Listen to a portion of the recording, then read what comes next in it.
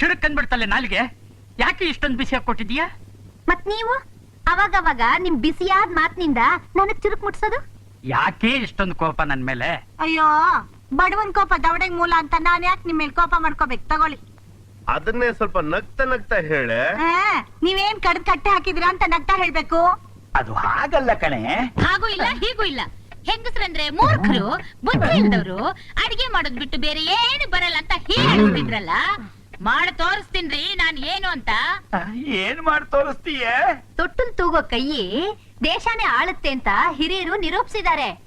ಹೆಣ್ಣು ಮನ್ಸ್ ಮಾಡಿದ್ರೆ ಏನ್ ಬೇಕಾದ್ರೂ ಸಾಧಿಸ್ತಾಳೆ ಅನ್ನೋದನ್ನ ನಾನ್ ತೋರಿಸ್ತೀನಿ. ಓಹೋ, ಈಗ ಸೈಲೆಂಟ್ ಆಗಿರೋದು ವಾಸಿ. ಇಲ್ಲ ಅಂದ್ರೆ ತಾಳವಾದ್ಯ ಕಚೇರಿ ಶುರು ಮಾಡ್ಬಿಡ್ತಾಳೆ. ಇನ್ನೂ ಶುರುವಾಗಿಲ್ಲ ರೀ, ಇನ್ ಮೇಲೆ ಶುರುವಾಗುತ್ತೆ. ಮೆತ್ಗೆ ಅದೇನು ಅಂತ ಸ್ವಲ್ಪ ಅರ್ಥವಾಗೋ ಹಾಗೆ ಬಿಡಿಸಿ ಹೇಳೆ.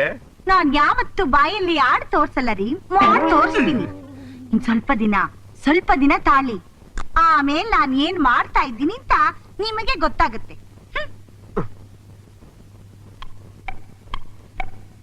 ಇವಳು ಏನ್ ಮಾಡ್ತಾ ಇರ್ಬೋದು? ಈ ಹುಡುಗ IAS ಆಫೀಸರು, ಕೈ ತುಂಬ ಸಂಬಳ, ಬಾಚ್ಕೊಳ್ಳುವಷ್ಟು ಗಿಂಬಳ, ಸದಾಶಿವನಗರದಲ್ಲಿ ಸ್ವಂತ ಮನೆ, ಓಡಾಡೋದಕ್ಕೆ 2-3 ತರ ವೆರೈಟಿ ಕಾರ್ಗಳು. ಓಹೋ, ಒಬ್ಬ ಮನುಷ್ಯನಿಗೆ ಇದಕ್ಕಿಂತ ಹೆಚ್ಚಾಗಿ ಇನ್ನೇನ್ ಬೇಕಾಗಿದೆ? ಈ ಹುಡುಗ ನನಗೆ ತುಂಬಾ ಒಪ್ಪಿಗೆ. ಯಾರಿಗಪ್ಪ ಹುಡುಗ ನೋಡ್ತಿರೋದು? ಇನ್ಯಾರಿಗಮ್ಮ? ನಿನಗೆ ಕಣಮ್ಮ. ನಾನು ಗೋವಿಂದ ಲವ್ ಮಾಡ್ತಾ ಇರೋದು ನಿಮಗ್ ಗೊತ್ತಿಲ್ವಾ? ಮನೆ ಮಠ ಇಲ್ದಿರ ಗೋವಿಂದನ್ ಜೊತೆ ಲವ್ ಅಂತೆ ಲವ್. ನನ್ನ ಮಾತ್ ಕೇಳಿ ಮದುವೆ ಮಾಡ್ಕೊಂಡಿದ್ರೆ ಇಷ್ಟೊತ್ತಿಗೆ ನನ್ನ ಮೊಮ್ಮಗ ನನ್ ಎದೆ ಒದಿತಾ ಇದ್ದ. ನಾವು ಲವ್ ಶುರು ಮಾಡ್ದಾಗ್ಲೇ ನಮ್ಮಿಬ್ರಿಗೂ ಮದುವೆ ಮಾಡ್ಬೇಕಾಗಿತ್ತು. ನಿಮ್ಮನ್ ಯಾರು ಕಂಡೀಷನ್ ಹಾಕೋಂತ ಹೇಳಿದ್ದು? ಸತ್ತು ಸಂಪಿಗೆ ಮರ ಆಗಿರೋ ನಿಮ್ಮಮ್ಮ. ನೋಡಮ್ಮ, ನೀನು ಸಂತೋಷವಾಗಿ ಬಾಳಿ ಬದುಕಬೇಕು ಅಂತಲೇನೆ ನಾನು ಈ ನಿರ್ಧಾರಕ್ಕೆ ಬಂದಿರೋದಮ್ಮ.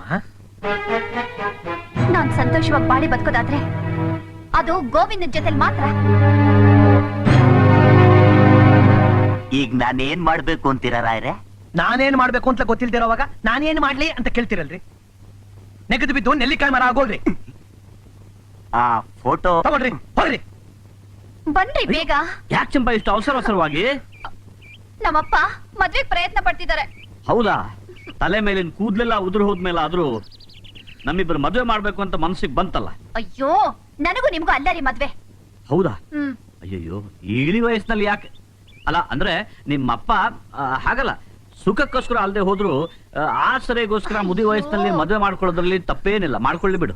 ಸಾಕ್ರಿ ನಿಮ್ ಹುಡುಗಾಟ. ಒಂದ್ಸಲನಾದ್ರೂ ನನ್ ಮಾತನ್ನ ಸೀರಿಯಸ್ ಆಗಿ ಕೇಳ್ತೀರಾ? ಕೇಳ್ತೀನಿ. ನಮ್ಮಪ್ಪ ನನಗೋಸ್ಕರ ಒಬ್ಬ IAS ಹುಡುಗನ್ ನೋಡಿ ನನ್ ಮದ್ವೆ ಮಾಡ್ಬೇಕು ಅಂತಿದ್ದಾರೆ. ಕಾಂಗ್ರಾಟ್.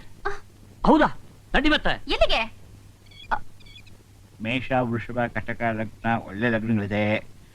26 × 32 ಒಳ್ಳೆ ಮನೇಲಿ ಕೂತಿದ್ದಾರೆ. ನಿಮ್ ನಕ್ಷತ್ರ ಏನು? ನಂದು ಅನುರಾಧ ನಕ್ಷತ್ರ, ವೃಶ್ಚಿಕ ರಾಶಿ. ಇವ್ರದ್ದು ಶ್ರವಣ ನಕ್ಷತ್ರ, ಮಕರ ರಾಶಿ. ಇವರು ಚಂಪಾ, ನಾನು ಗೋವಿಂದ. ಗೋವಿಂದ. ಯಾಕೆ ಶಾಸ್ತ್ರಿಗಳೇ? ನಕ್ಷತ್ರ ಪ್ರಕಾರ ಜಾತಕ ಚೆನ್ನಾಗಿದೆ ಎಂದೆ. ಇದೆ ತಾನೇ? ಅಂದ್ಮೇಲೆ ಯಾವಾಗ ಇಟ್ಕೊಳ್ಳೋಣ? ಬರೋ ಸೋಮವಾರ 10:30 ರಿಂದ 11 ಗಂಟೆ ಒಳಗೆ ಒಳ್ಳೆ ಲಗ್ನ ಇದೆ, ಮುಹೂರ್ತ ಇಟ್ಕೋಬಹುದು. ಹಾ ಶಾಸ್ತ್ರಿಗಳೇ, ಅಡ್ವಾನ್ಸ್ ದಕ್ಷಿಣೆ ತಗೊಳ್ಳಿ. ಹೂವು, ಹಣ್ಣು, ಹಂಪಲು ಎಲ್ಲ ತಾವೇ ತಗೊಂಡ್ ಬನ್ನಿ. ಗುದ್ಲಿ ಪೂಜೆ ದಿವಸ ಬ್ಯಾಲೆನ್ಸ್ ದಕ್ಷಿಣೆ ಕೊಟ್ಬಿಡಿ. ಗುದ್ಲಿ ಪೂಜೆ ಹೇಳ್ತೀನಿ. ಬರ್ತೀವಿ. ನಮಸ್ಕಾರ. ನಮಸ್ಕಾರ. ಏನ್ರಿ, ನಾನು ಮದುವೆ ಮುಹೂರ್ತ ಅನ್ಕೊಂಡೆ, ನೀವು ಗುದ್ಲಿ ಪೂಜೆ ಅಂತಿದ್ದೀರಾ? ಇನ್ನು ಸೈಟ್ ತಗೊಂಡಿಲ್ಲ. ಚಂಪಾ, ಅಲ್ಲೇ ಇರೋದು ಸಸ್ಪೆನ್ಸು. ನಾನು ನಿಮ್ ಮನೆಗ್ ಬಂದು ನಿಮ್ಮ ಅಪ್ಪನ ಎದುರಿಗೇನೆ ಗುದ್ಲಿ ಪೂಜೆ ಕರ್ಕೊಂಡು ಹೋಗ್ತೀನಿ. ಅಲ್ಲಿವರೆಗೂ ನೀನು ಏನು ಕೇಳಬೇಡ. ಬಾ. ಲೇ, ಬೇಗ ಬಾರೆ, ಮುಹೂರ್ತ ಮುಗಿದೋಗುತ್ತೆ. ಬಂದೇರಿ, ನಡೀರಿ ಹೋಗೋಣ. ಆಹಾ, ಲೇ ಏನೇ ಇದು? ಒಳ್ಳೆ ಬಿಚ್ಚೋಲೆ ಗೌರಮ್ಮನ್ ತರ ಬರ್ತಿದ್ಯಾ? ಒಡವೆ ಗಿಡವೆ ಹಾಕೊಂಬ ಹೋಗೆ. ಒಡವೆನಾ? ನಾವು ಹೋಗ್ತಾ ಇರೋದು ನಿಮ್ಮ ಆಫೀಸ್ ಪ್ಯೂನ್ ಮಗಳ ಮದ್ವೆಗ್ ತಾನೆ. ಇದ್ಬದ್ದ ಆಭರಣ ಎಲ್ಲ ಹಾಕೊಂಡ್ ಹೋಗ್ಬಿಟ್ರೆ, ಓಹೋ ಇವಳೊಬ್ಳತ್ರನೇ ಆಭರಣ ಇರೋದು, ಬಿನ್ನಾನ್ಗಿತ್ತಿ ಹಾಕೊಂಡ್ ಬಂದ್ಬಿಟ್ಟಿದ್ದಾಳೆ ನೋಡು ಅಂತ ಅವ್ರೆಲ್ಲ ಆಡ್ಕೊಂಡ್ ನಗಲ್ವೇನ್ರಿ? ಒಡವೆ ಮಾಡಿಸಿರೋದು ಬೀರೂನಲ್ಲಿಟ್ಟು ಪೂಜೆ ಮಾಡೋದಕ್ಕಲ್ಲ. ಹೋಗಿ ಹಾಕೊಂಬ ಹೋಗೆ. ಮೊನ್ನೆ ಸಾಂಗ್ಲಿಯಾನ್ ಅವರು ಟಿವಿಲಿ ಏನ್ ಹೇಳಿದಾರೆ ಗೊತ್ತಿಲ್ವಾ ನಿಮ್ಗೆ? ನಗರದಲ್ಲಿ ಚಿನ್ನಾಭರಣದ ಕಳ್ಳರು ಜಾಸ್ತಿ ಆಗಿದ್ದಾರೆ, ಯಾವ ಹೆಂಗಸರು ಆಭರಣ ಹಾಕೊಂಡ್ ಹೊರಗ್ ಬರ್ಬೇಡಿ ಅಂತ. ಗೊತ್ತಿದ್ದು ಆಭರಣ ಹಾಕೊಂಡ್ ಹೋಗಿ ಕಿವಿ ಕತ್ತರಿಸ್ಕೊಂತೀರೇನ್ರಿ? ಬೇಡ ಬೇಡ, ಯಾವತ್ತಾದ್ರೂ ಓಲೆ ಹಾಕೋಬೇಕಾದ್ರೆ ಏನ್ ಮಾಡೋದು? ನಡೀರೋ. ರೀ ಸರೋಜಮ್ಮ, ಇನ್ನು ಅಲಾಟ್ಮೆಂಟ್ ಆರ್ಡ್ರೆ ಬಂದಿಲ್ವಲ್ರಿ? ಪೋಸ್ಟ್ ಲೇಟ್ ಆಗಿರ್ಬೇಕು ಕಣ್ರಿ. ಇದ್ರು ಇರ್ಬಹುದು ಕಣ್ರಿ. ಹಾ, ಮೊನ್ನೆ ಏನಾಯ್ತು ಗೊತ್ತಾ? ನಮ್ ಪಕ್ಕದ ಮನೆ ವಾರ್ಗಿತ್ತಿ ಅತ್ತೆ ಸತ್ತೋದ್ರು ಅಂತ ಟೆಲಿಗ್ರಾಮ್ ಬಂತಂತೆ. ಎದ್ರೋ ಬಿದ್ರು ಅಂತ ಹೋಗ್ ನೋಡಿದ್ರೆ ಅಲ್ಲಿ ವೈಕುಂಠ ಸಮಾರಾಧನೆ ನಡೀತಿತ್ತಂತೆ. ಅಂದ್ರೆ 15 ದಿವಸ ಬೇಕಾಯ್ತಾ ಟೆಲಿಗ್ರಾಮ್ ತಲುಪಕ್ಕೆ? ನೋಡಿ. ಏನೋಪ್ಪ. ಅಲ್ರಿ ಸರೋಜಮ್ಮ, ಗೋವಿಂದಣ್ಣ ನಮ್ಮ ಹತ್ರ ದುಡ್ಡು ತಗೊಂಡೋಗಿ ಎಷ್ಟು ದಿನ ಆಯ್ತು, ಅವ್ರು ಈ ಕಡೆನೆ ಬಂದಿಲ್ವಲ್ರಿ? ನೀವೇನು ಯೋಚನೆ ಮಾಡ್ಬೇಡ್ರಿ, ನಮ್ ಗೋವಿಂದಣ್ಣ ವಿಶ್ವಾಮಿತ್ರನಂತವ್ರು. ಹಠ ಸಾಧಿಸಿ ಕೆಲ್ಸ ಮುಗಿಸ್ಕೊಂಡೇ ಬರೋದು. ನನ್ ಮೇಲೆ ಅಷ್ಟೊಂದು ನಂಬಿಕೆ ಇಟ್ಟಿದ್ದೀರಲ್ಲ, ಅಯ್ಯೋ, ಹೇಳ್ಬಿಡಿ ಕೂತ್ಕೊಳ್ಳಿ. ನನಗ್ ಗೊತ್ತು ನೀವೆಲ್ಲ ಯಾಕೆ ಸಭೆ ಸೇರಿದ್ದೀರಿ, ನಿಮ್ಮ ಮನಸ್ಸಿನ ತಳಮಳ ಏನು ಅಂತ. ಇನ್ನೂ ಮನೆ ಅಲಾಟ್ ಆಗಿಲ್ಲ ಅಂತ ತಾನೇ? ಹೌದು. ಈ ಗೋವಿಂದ ನಿಮ್ಮ ಹಣನೆಲ್ಲ ಕಿತ್ಕೊಂಡು ಗೋವಿಂದ ಮಾಡ್ಬಿಟ್ಟ ಅಂತ ತಾನೇ? ಹೇಳ್ತೀನಿ.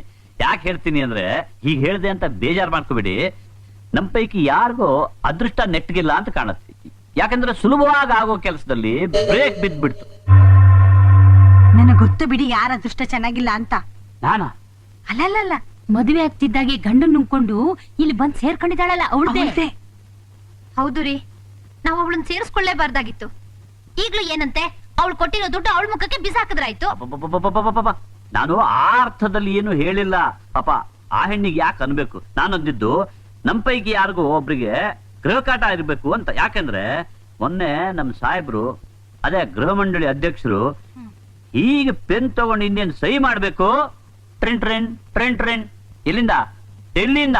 ಡೆಲ್ಲಿಯಿಂದನಾ? ಅರ್ಬನ್ ಡೆವಲಪ್ಮೆಂಟ್ ಮಿನಿಸ್ಟ್ರು ಹುಡ್ಕೋ ಮೀಟಿಂಗ್ ಫಿಕ್ಸ್ ಮಾಡಿದ್ದಾರೆ, ತಕ್ಷಣ ಬಾ ಅಂತ ಕರೆದ್ರಂತೆ. ಹೋಗ್ಬಿಟ್ರು. ಇನ್ನು ಹುಡ್ಕೋದ್ರಲ್ಲೇ ಇದಾರ? ಅಲ್ಲ, ಡೆಲ್ಲಿಗೆ ಯಾಕೆ ಹೋಗ್ಬೇಕು ಹುಡ್ಕೋದಕ್ಕೆ? ಹುಡುಕೋ ಅಂದ್ರೆ ಅದಲ್ಲಮ್ಮ, ಹುಡುಕೋ ಅಂದ್ರೆ housing and urban development corporation ಅಂತ. ಇನ್ನೂ ಏನು ಕೆಟ್ಟಿಲ್ಲ. ಅಂದ್ರೆ ನಿಮ್ ಪೇಪರೇ ಮೇಲಿರೋದು. ಸಾಹೇಬ್ರು ಡೆಲ್ಲಿಂದ ಬಂದ ತಕ್ಷಣ ಪೆನ್ ತಗೊಂಡು ಸಹಿ ಹಾಕ್ತು ಒಂದು ಕೂಡ್ಲೆ ನಿಮ್ ಮನೆ ನಿಮ್ಗೆ ಅಲಾಟ್ಮೆಂಟ್ ಆಯ್ತು ಅಂತ ಇಟ್ಕೊಳ್ಳಿ. ಆ ಗೋವಿಂದ ನಿಮ್ ಕೈ ಬಿಟ್ರು, ಈ ಗೋವಿಂದ ಬಿಡೋಲ್ಲ. ಯೋಚನೆ ಮಾಡ್ಬೇಡಿ. ಬರ್ಲಾ?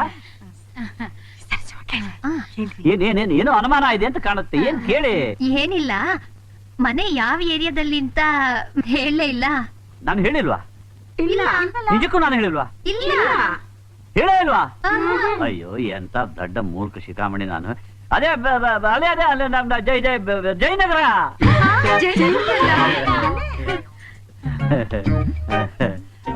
ಯಾವ್ದಕ್ಕೂ ನಾವು ಒಂದ್ಸಲ ನೋಡ್ಕೊಂಡ್ ಬಂದ್ಬಿಡೋಣ. ಬನ್ನಿ ಹೋಗೋಣ. ಅಯ್ಯೋ, ಇವತ್ ಶನಿವಾರ, ಯಜಮಾನ್ರು ಮಕ್ಳೆಲ್ಲ ಬೇಗ ಮನೆಗ್ ಬಂದ್ಬಿಡ್ತಾರೆ. ನಾಳೆ? ಅಯ್ಯೋ, ನಾಳೆ ನಮ್ಮ ಯಜಮಾನ್ರು ಬೆಳಗಿಂದ ಸಾಯಂಕಾಲದವರೆಗೂ ಕುಯ್ತಾ ಇರ್ತಾರೆ. ನೀವು ಹೀಗೆ ಅಂದ್ರೆ ನಿಮ್ಮ ಮನೆ ನೀವು ನೋಡೋ ಯಾವಾಗ? ಸೋಮವಾರ ಅವ್ರನ್ನ ಆಫೀಸ್ ಕಳ್ಸಿ ಮಕ್ಳನ್ನ ಸ್ಕೂಲ್ ಕಳ್ಸಿಬಿಟ್ರೆ ಸಾಯಂಕಾಲ 5 ಗಂಟೆ ತನಕ ಫ್ರೀ ಆಗಿರ್ತೀವಿ. ಹೋಗೋಣ. Very good. ಹಾಗಾದ್ರೆ ಒಂದು ಕೆಲಸ ಮಾಡಿ, ನೀವೆಲ್ರೂ ಸೇರಿ ಎಲ್ರನ್ನು ಕಳ್ಸಿದ ಮೇಲೆ ಗೃಹ ಮಂಡಳಿ ಆಫೀಸಿಗೆ ಬಂದ್ಬಿಡಿ. ಗೃಹ ಮಂಡಳಿ ಆಫೀಸಾ? ಅದೆಲ್ಲಿದೆ ಅಂತಾನೆ ಗೊತ್ತಿಲ್ಲ. ಗೊತ್ತಿಲ್ವಾ? ಹಾಗಾದ್ರೆ ನಾನೇ ಒಂದು ಕೆಲಸ ಮಾಡ್ತೀನಿ. ನೀವೆಲ್ರೂ ರೆಡಿ ಆಗಿರಿ. ನಾನು ಗೃಹ ಮಂಡಳಿ ಅಧ್ಯಕ್ಷರ ಕಾರನ್ನೇ ಇಲ್ಲಿ ಕಳಿಸ್ತೇನೆ. ಬರ್ಲಾ? ಒಳ್ಳೇದು ಗೋವಿಂದಣ್ಣ, ಹೋಗ್ಬಿಟ್ ಬನ್ನಿ. ಸದ್ಯ ಈ ನೆವದಲ್ಲಾದ್ರೂ ಕಾರ್ ಹತ್ಬೋದಪ್ಪ. ರೀ, ನಿಜವಾಗ್ಲೂ ನಮ್ಮಂತ ಅದೃಷ್ಟವಂತರು ಯಾರು ಇಲ್ಲ ರೀ. ಜಯನಗರದಲ್ಲೇ ನಮ್ ಮನೆ ಆಗ್ಬಿಟ್ರೆ ನಮ್ ಭಾಗ್ಯ ಕೇಣಿಯೇ ಇಲ್ಲ. ಜಯನಗರದಲ್ಲಿ ನಮ್ ಸೋದರತ್ತೆ ಮನೆ ಹತ್ರನೇ ರೀ ಅಂಬರೀಷ್ ಮನೆ ಇರೋದು. ಹೌದಾ? ಅವ್ರು ಯಾವಾಗ್ಲೂ ಅವ್ರನ್ನ ನೋಡ್ತಾನೇ ಇರ್ತಾರೆ. ನೋಡ್ತಾನೆ ಇರ್ತಾರೆ ಅಂದ್ಮೇಲೆ ಪರಿಚಯ ಆಗಿರ್ಬೇಕಲ್ಲ. ನಾವ್ ಜಯನಗರದಲ್ಲಿ ಮನೆ ಮಾಡಿದ್ಮೇಲೆ ಹೋಗಿ ಮಾತಾಡ್ಸ್ಕೊಂಡ್ ಬರೋಣ. ಎಲ್ರು ಒಟ್ಟಿಗೆ ಹೋಗೋಣ ರೀ. ಅಷ್ಟೇ ಅಲ್ಲ ರೀ, ಶ್ರೀನಾಥು, ಕಾಶಿನಾಥು, ಶಿವರಂಜನಿ, ವಜ್ರಮುನಿ, ಇನ್ನು ಎಷ್ಟೋ ಜನ ಪಿಕ್ಚರ್ ಆಕ್ಟರ್ಸು ಅಲ್ಲೇ ಇರೋದಂತೆ. ದಿನ ಅವ್ರನ್ನೆಲ್ಲ ನೋಡ್ತಾ ಇರ್ಬೋದಲ್ವಾ? ಅವ್ರಗಳ ಮನೆ ಹತ್ರ ನಮ್ಮ ಮನೆ ಸಿಕ್ಬಿಟ್ರೆ ಅವ್ರ ಪರಿಚಯ ಮಾಡ್ಕೊಂಡು ಪೂಸಿ ಹೊಡೆದು ನಮ್ಮ ಮಕ್ಕಳನ್ನ ಸಿನಿಮಾದಲ್ಲಿ ಸೇರ್ಸ್ಬಿಡ್ಬೋದು.